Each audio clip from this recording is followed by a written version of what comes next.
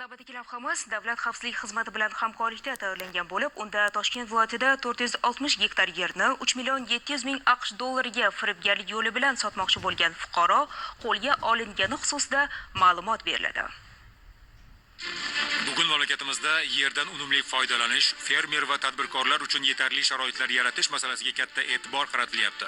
Biroq ayrim qo'shtirnoq ichidagi ishbilarmonlar bunday imkoniyatlarni suiiste'mol qilib, davlat tomonidan ajratilgan yerlarni boshqa birovga noqonuniy sotishga harakat qilishmoqda. Qibraylik tadbirkorning bog'dorchilik va chorva mollariga yaylov uchun yer ajratilishini so'rab, o'zi yashayotgan tuman hamda qo'shni tumanlar hokimliklariga qilgan murojaatlari kutilgan natijani bermaydi. Shunda uning muammosidan xabar topgan Toshkent viloyatida faoliyat yurituvchi chorvachilikka ixtisoslashgan Asian Milk Best mas'uliyat cheklangan jamiyat rahbari Qahramon To'raqulov ushbu jamiyatga tegishli Quyichirchiq tumanidagi 360 gektar sug'oriladigan yerni va hozirda norasmiy foydalanib kelayotgan tuman zaxirasidagi 100 gektar yerni uning nomiga o'tkazib berish uchun 3 million 700 ming AQSh dollari so'raydi. Shuningdek, bu ishlarni rasmiylashtirib berish uchun Quyichirchiq tumani hokimligidagi mansabdor shaxsga berishini aytib, yana 20 ming AQSh dollar talab qiladi. Davlat xavfsizlik xizmati va bosh prokuratura huzuridagi departament xodimlari tomonidan o'tkazilgan tezkor tadbir davomida Qahramon To'raqulov tadbirkordan